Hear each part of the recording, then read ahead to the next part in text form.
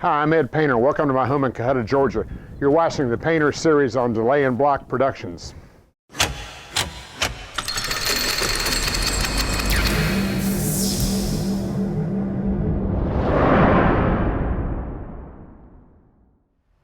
In the summer of 1988, Ed Painter began to document Norfolk Southern trains on video from his residence in Central South Carolina. Ed's first train at Central happened to be southbound Manifest 169.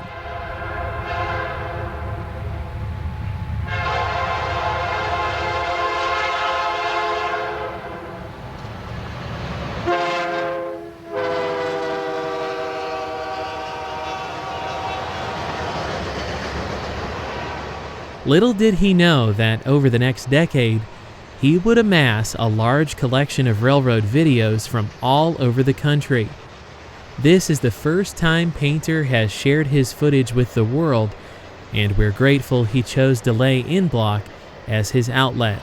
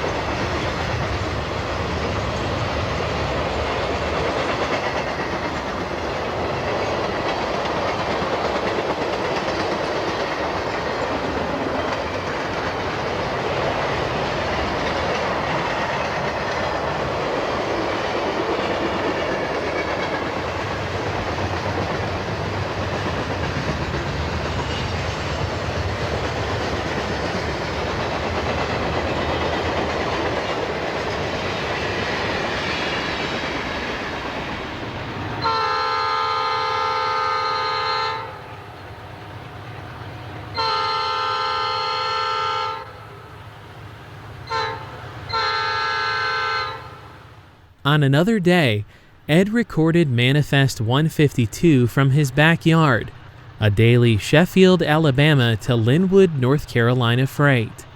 Leading the northbound train was an SD40-2, and trailing was a rare GE U30C locomotive, still wearing its original Norfolk and Western paint scheme.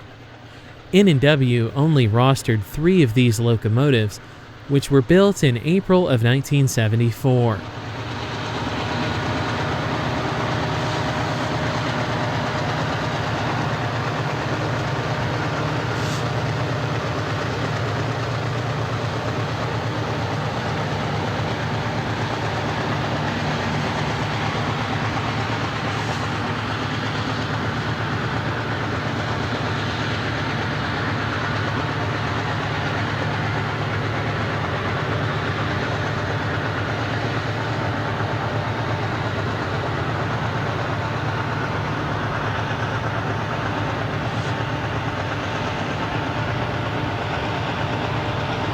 "8002" was the last unit built and was retired just 3 short years after this footage was recorded by Ed.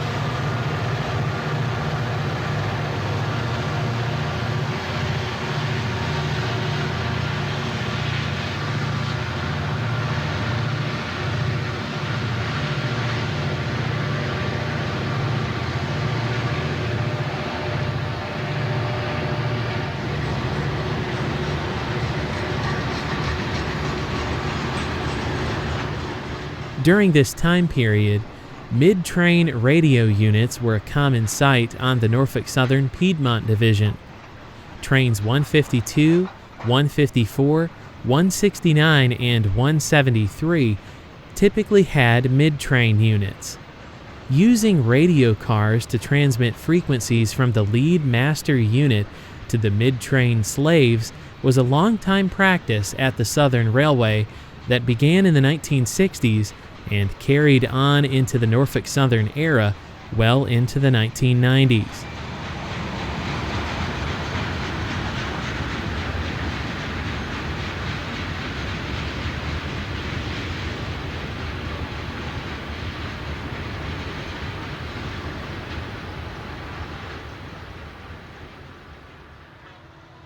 On a sunnier day, Ed recorded train 142 with two EMD SD60s leading the train north.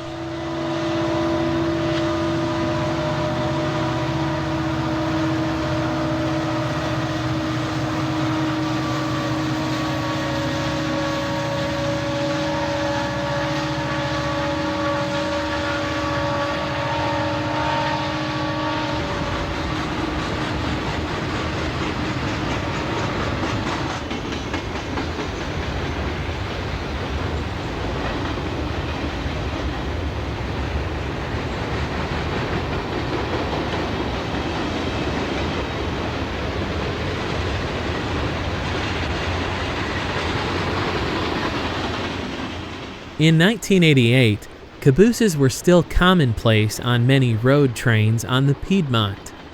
Due to union contracts, most trains were required to use cabooses even as EOT devices were becoming more common.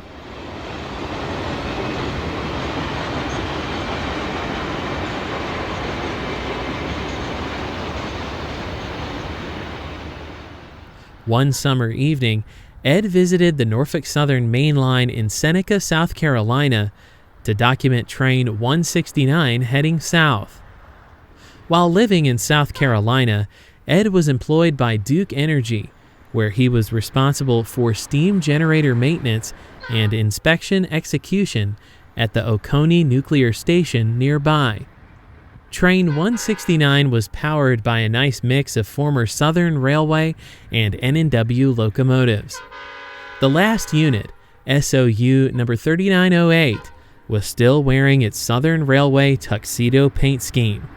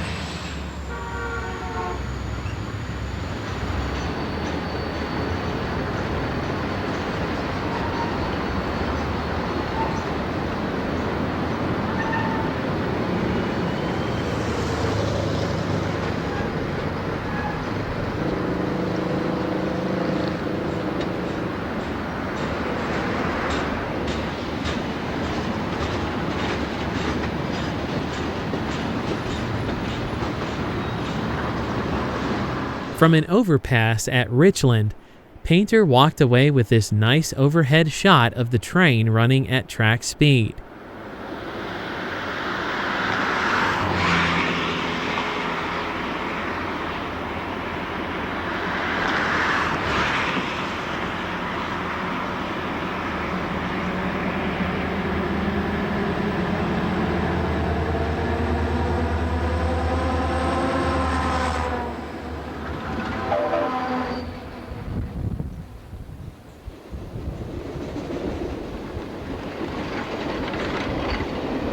That same evening, Ed recorded southbound empty rail train number 951 with GP38-2 number 5102 on the point.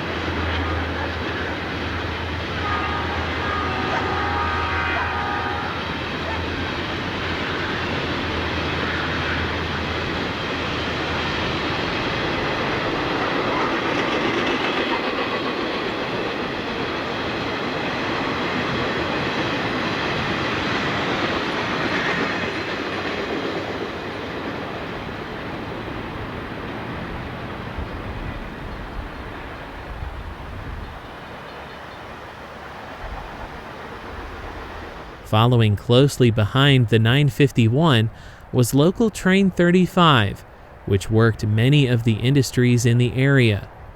The train was returning to Spartanburg after a long day's work.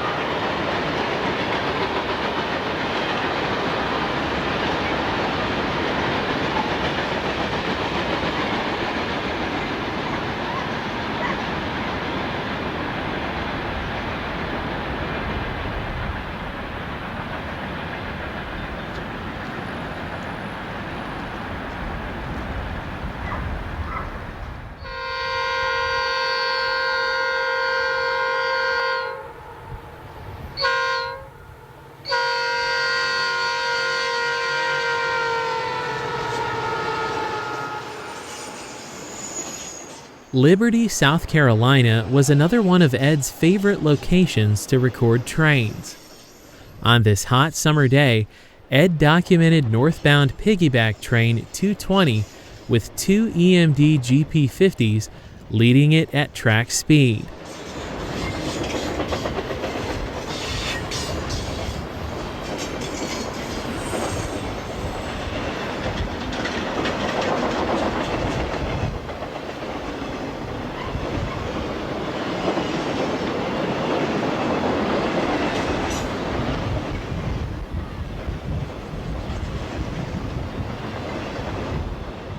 In November of 1988, Ed spent some time in Charlotte, North Carolina, while traveling for business.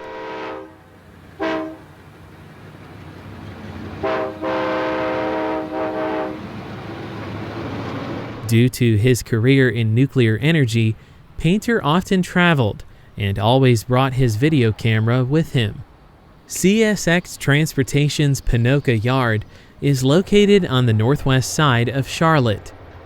Ed decided to stop by to record two trains working the yard.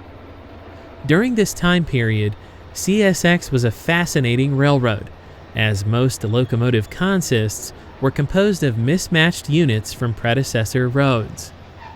On this train, for example, a former Chessie, an ex-Seaboard Coastline, and a rather clean-looking Seaboard System Jeep were in charge of this train as the crew switched out Panoka.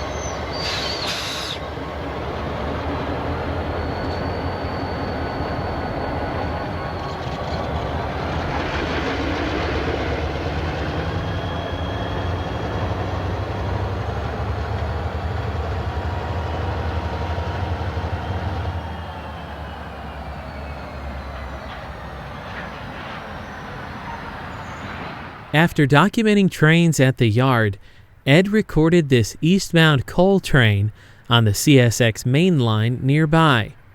A quartet of GE locomotives was in charge of the train, and they certainly sounded good as they passed by Painter's camera.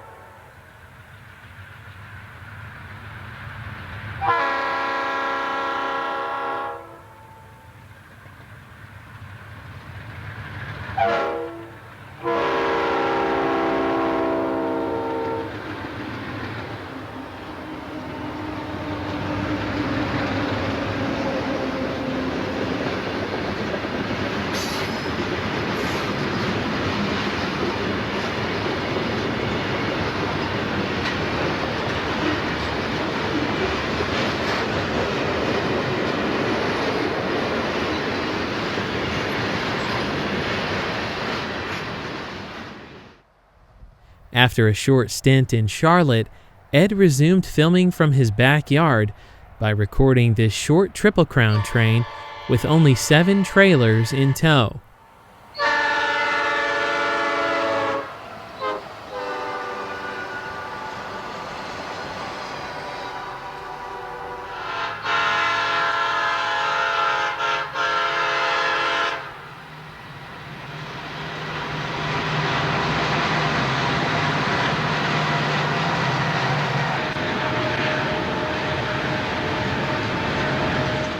Once the southbound Triple Crown cleared up, northbound piggyback train 220 would roll through town with a tuxedo-painted Southern GP50 on the point.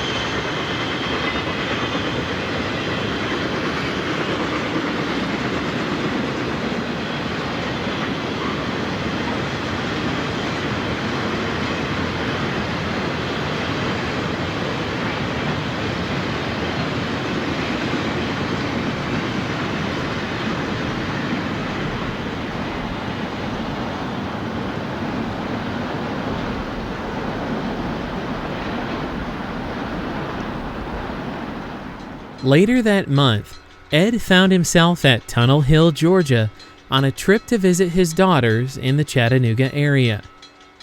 The tunnel to the right was the original Western and Atlantic Tunnel that the great locomotive chase traveled through in April of 1862. Today, this scene looks quite different as the grain elevator is no longer standing. The depot, which was part of the grain elevator complex when this was recorded, was built by the state of Georgia between 1848 and 1850 as part of the state-owned railroad. It was made from rock excavated from Chattogetta Mountain during construction of the nearby historic tunnel. This depot is one of Georgia's oldest. It was restored to its original appearance in 2021 and is now used for community events by the town of Tunnel Hill.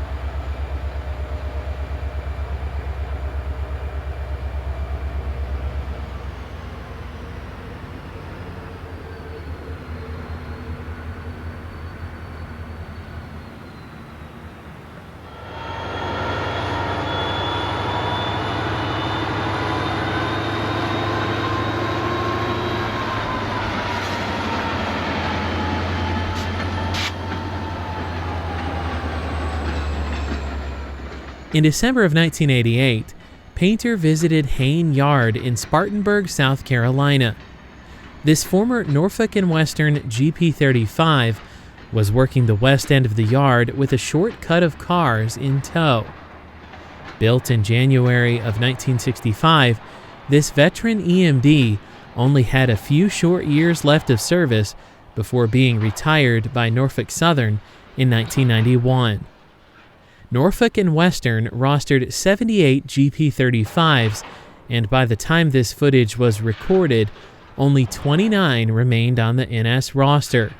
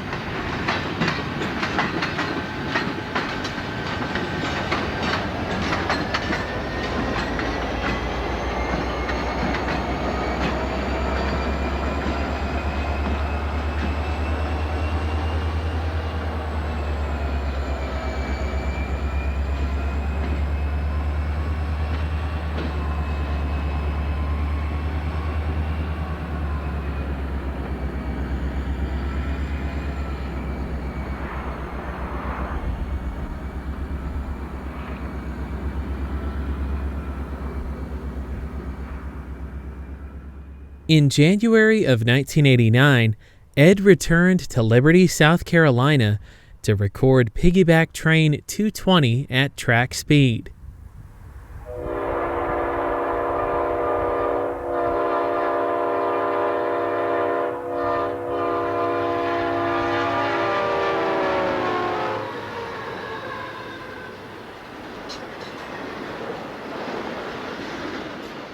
Leading the train north was former Norfolk and Western C30-7, number 8072, which was built by GE in October of 1979.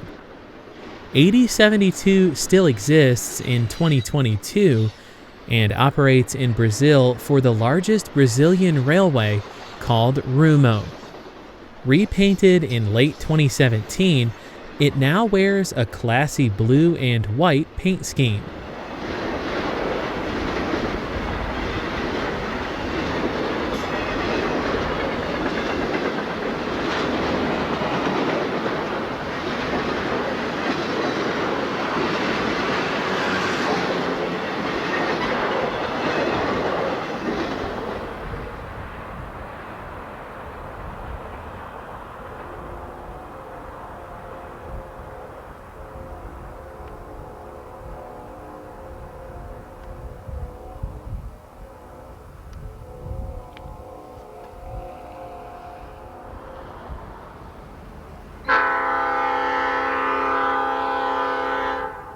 On the evening of February 16, 1989, Ed documented Train 169 at Central with a former Southern Railway EMD switcher in tow. The slow-moving train likely had a speed restriction.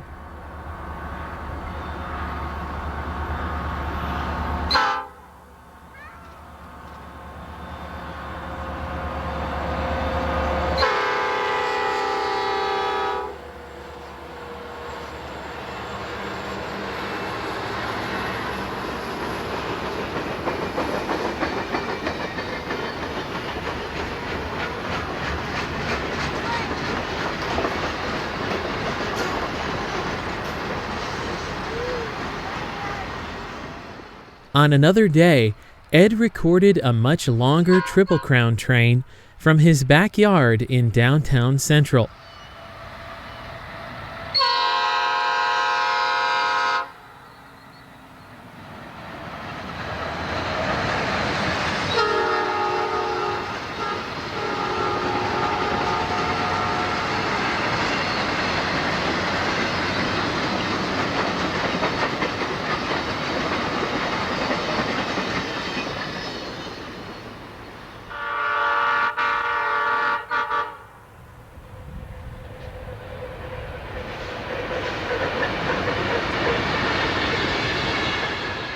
On the evening of March 9th, Ed recorded local train 35 with a GP38 and B30-7A combo.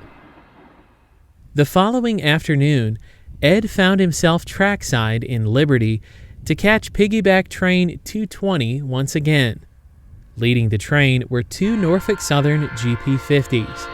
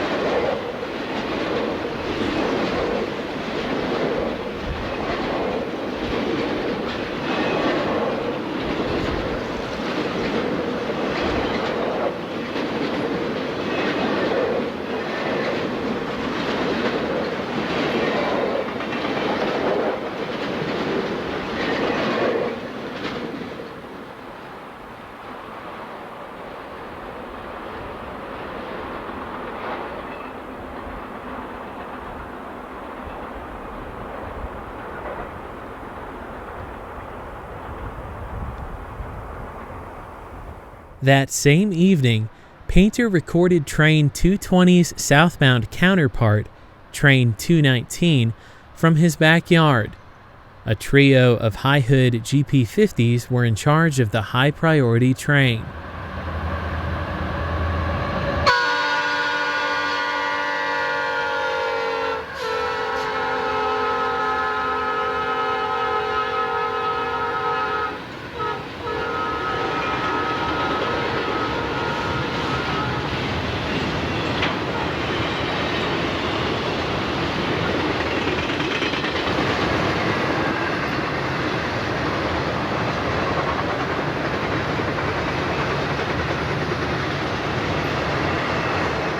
In the middle of the train, these double-stacked containers caught Ed's eye. By the mid-1980s, railroads began to transition from piggyback or trailer-on-flat car service to double-stacking intermodal containers where clearance allowed.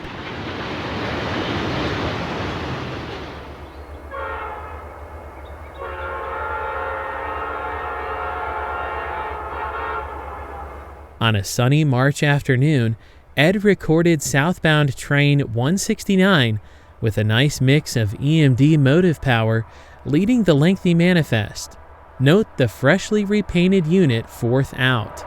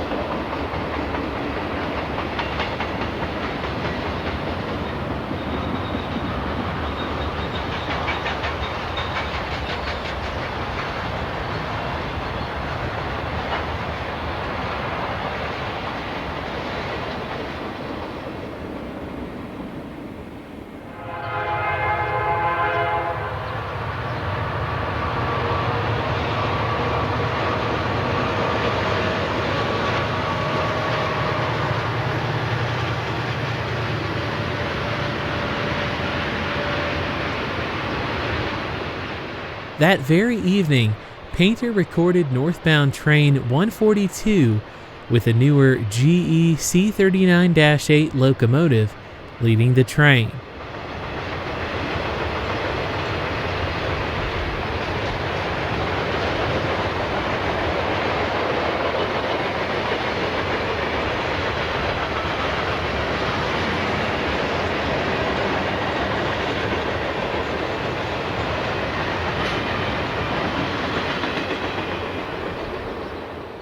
The following day, Painter recorded 169 at track speed with another C39-8 leading the way.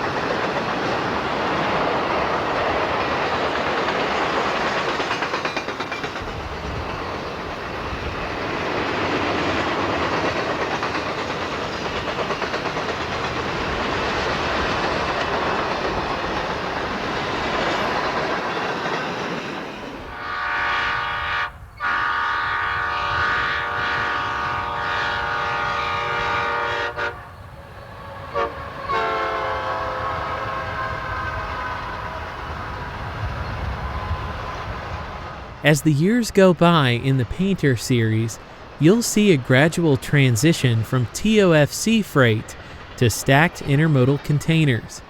This 219 had a lot more double-stack containers towards the rear.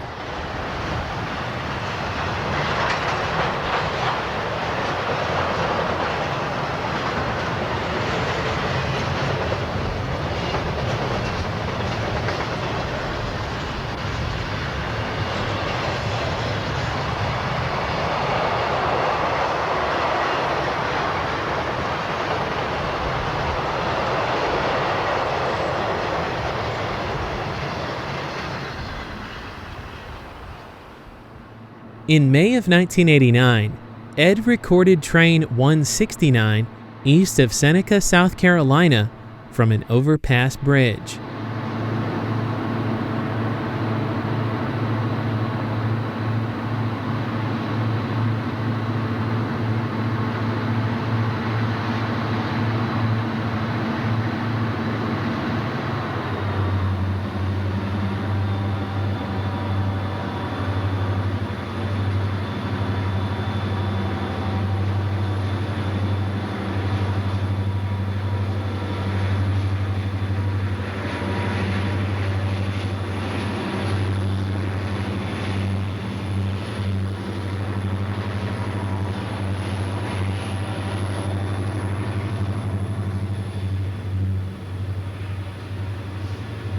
The trio of SD40-2s is of Norfolk and Western railway heritage.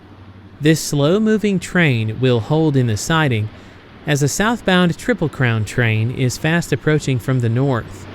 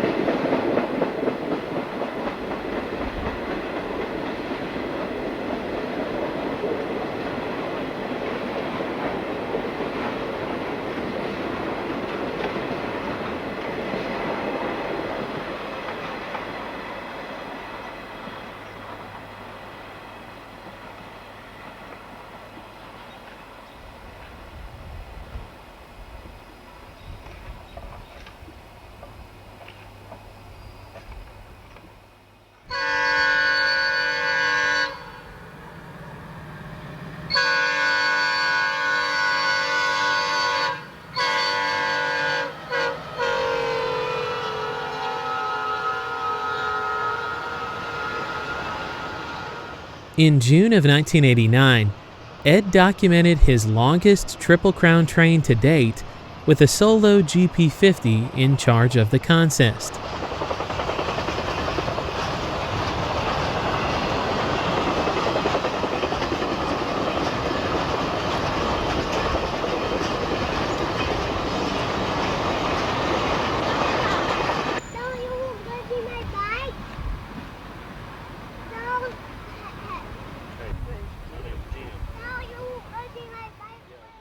East of Seneca on July 23rd, Ed documented piggyback train 219 from the overpass with 6 locomotives leading the train south.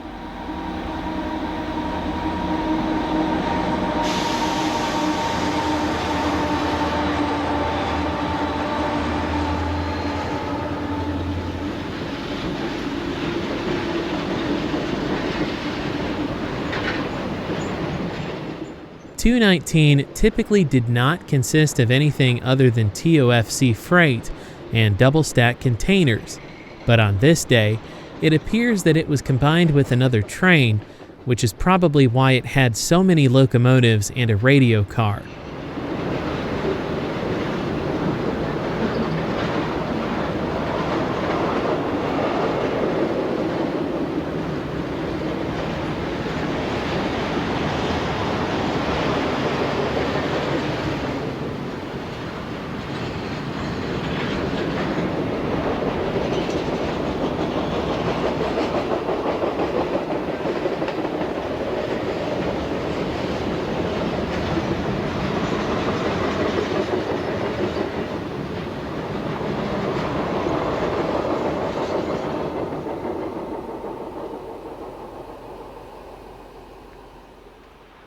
On October 27, 1989, Ed Painter and his father Ed Sr. spent the weekend chasing Norfolk and Western Class A steam locomotive number 1218 on the Piedmont division between Liberty, South Carolina and Alto, Georgia. For Ed Jr., chasing this excursion is one of his fondest memories with his dad. Painter Sr. introduced his son to photography and model railroading in the early 1950s while living in Narrows, Virginia. Ed Jr. has many wonderful memories of watching N&W steam with his dad in his early years.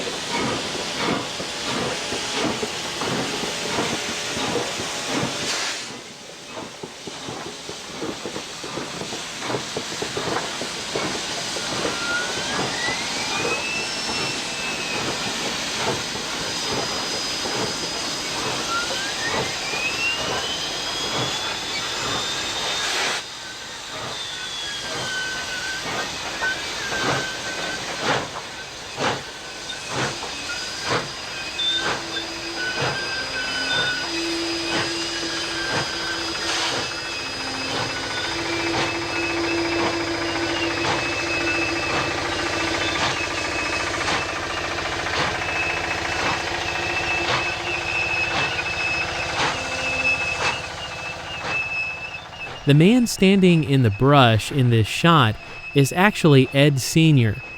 You'll see him taking photos at several locations throughout this portion of the video.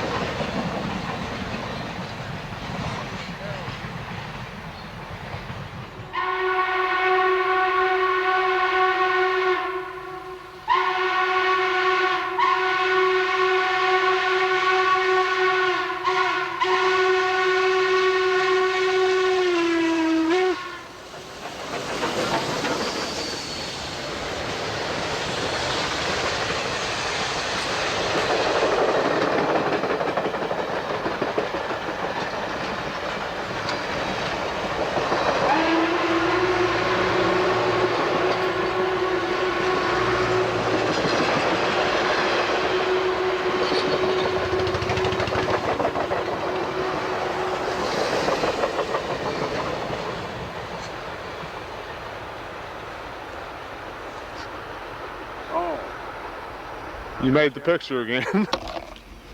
From the US 123 bridge, Ed recorded this beautiful shot of 1218 crossing over the Tugaloo River as the train entered Georgia.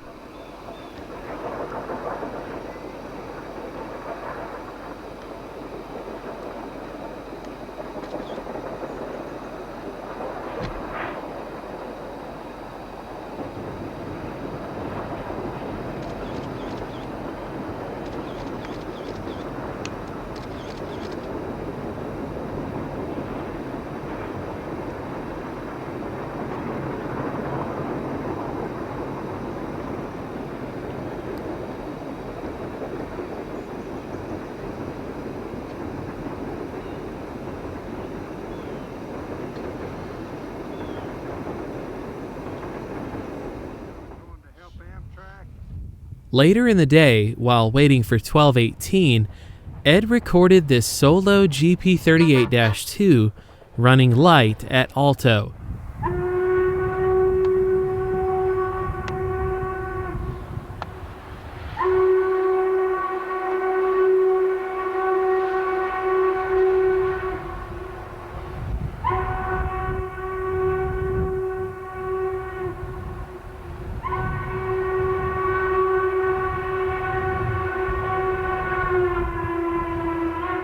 About 30 minutes later, 1218 would roll through town at about 40 miles per hour.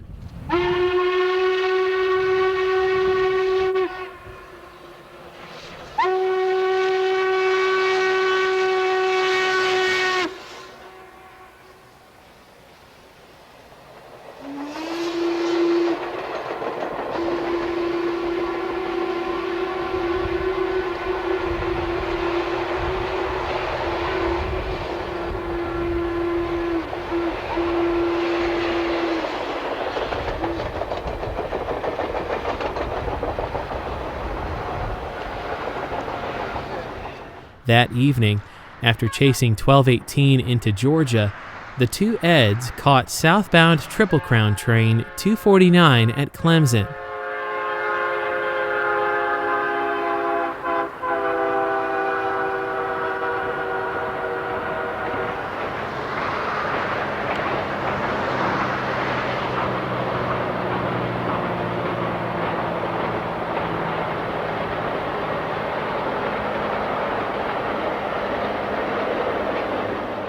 About an hour later, the painters recorded train 459, a Linwood to Inman Yard in Atlanta manifest, at Courtney, South Carolina. The train was led by former N&W SD40-2 number 6097 and included Southern Pacific B30-7 number 7839 second out.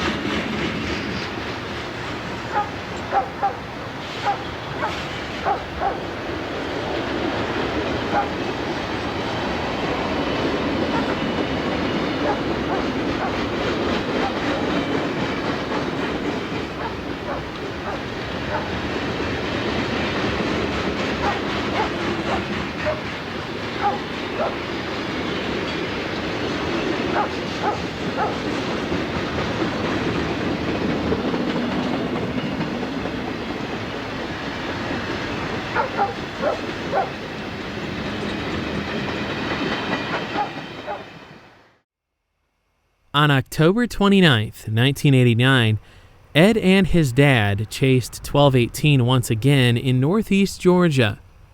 They began their day in Lula and would follow the train north toward Toccoa.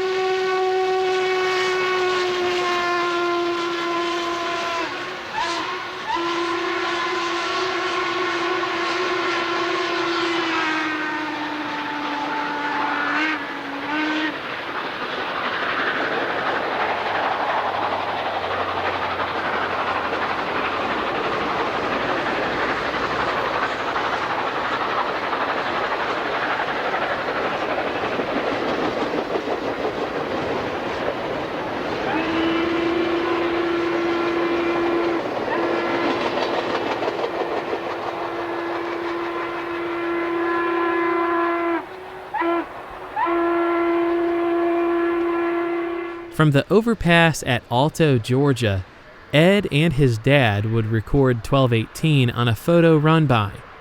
These photo run-bys were a normal part of Southern Railway and later Norfolk Southern's steam programs.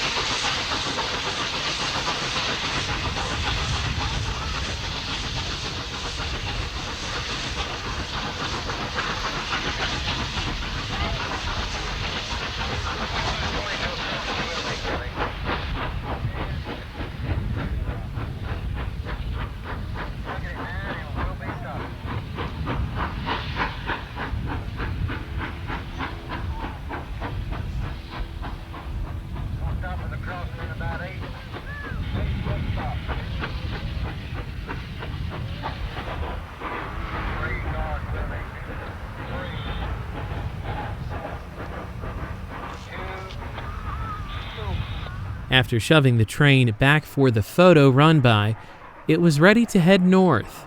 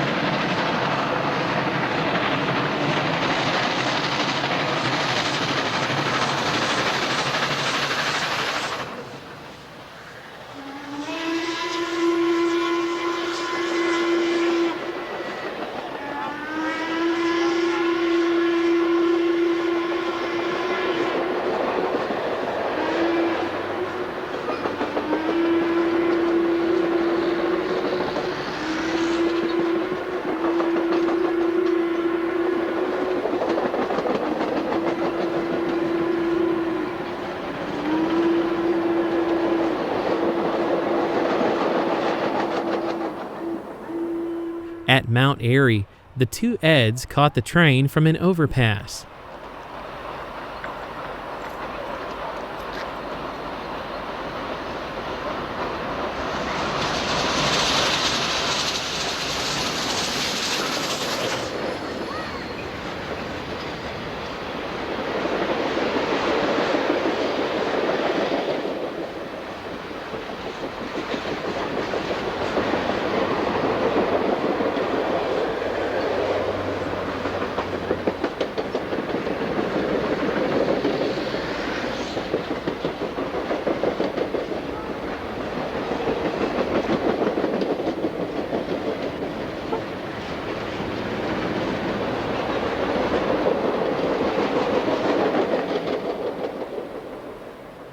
In Toccoa, the passengers deboarded for another photo run-by. The painters caught up with the train as it was shoving back for the run-by.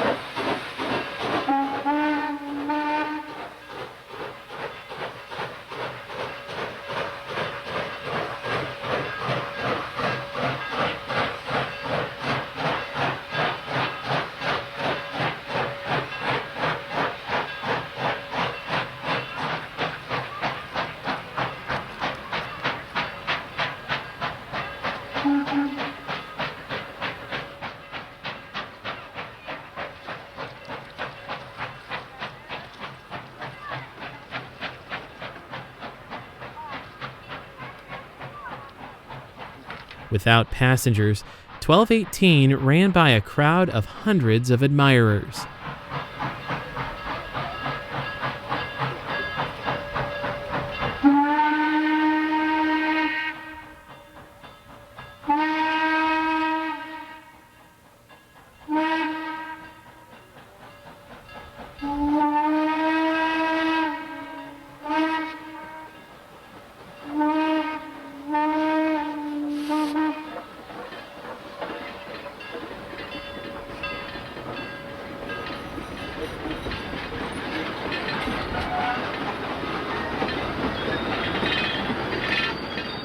At Baldwin, Georgia, Ed and his father got a great shot of the train going around a curve.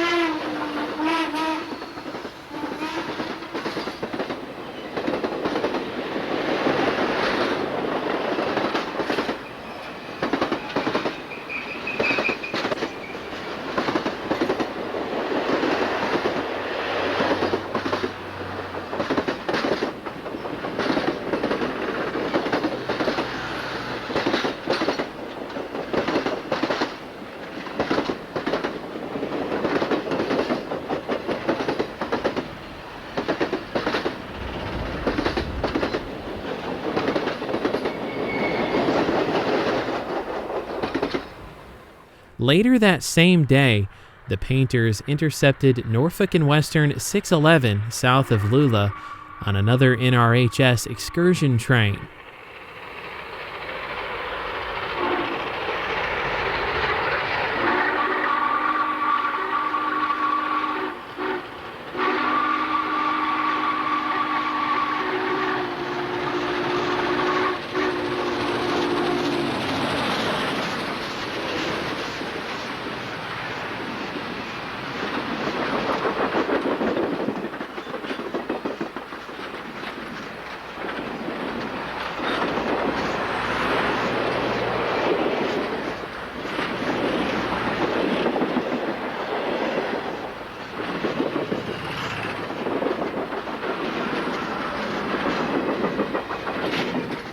At Baldwin, they recorded 611 from an overpass as it continued north. This would be the last location they caught the train before the evening gave way to the night.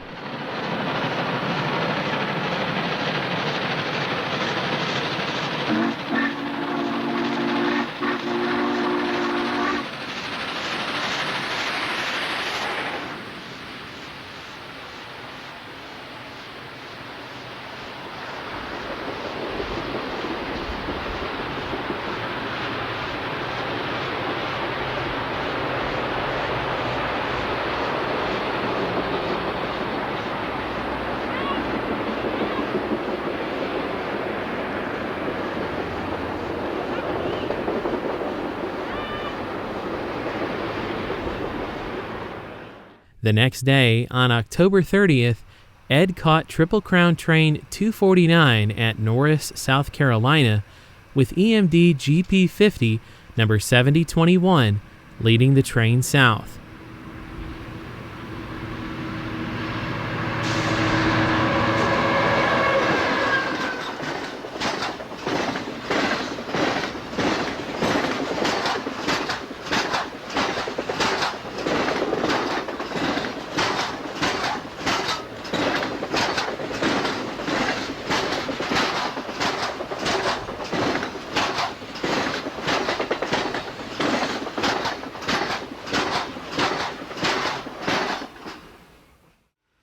On November 2nd, 1989, Painter recorded southbound Triple Crown Train 247 with a single GP50 in charge of the train.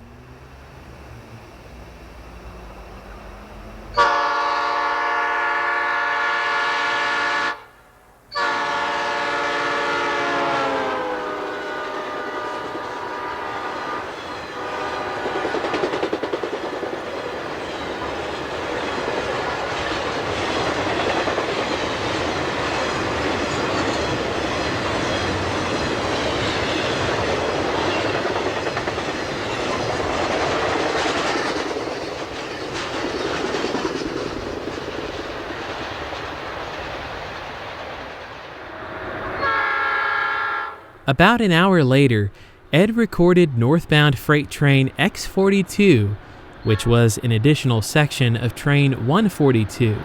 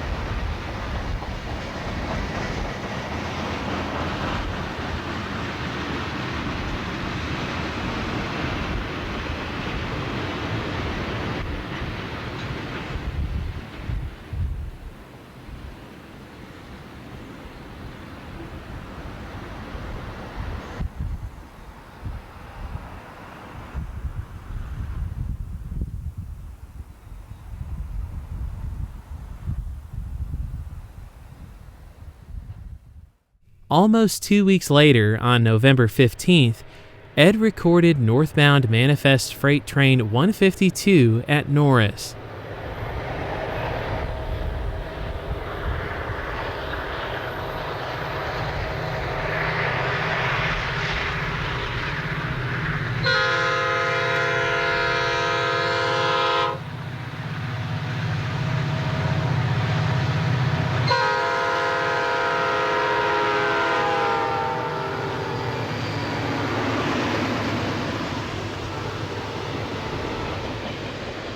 This was the last train Ed recorded on his first VHS tape.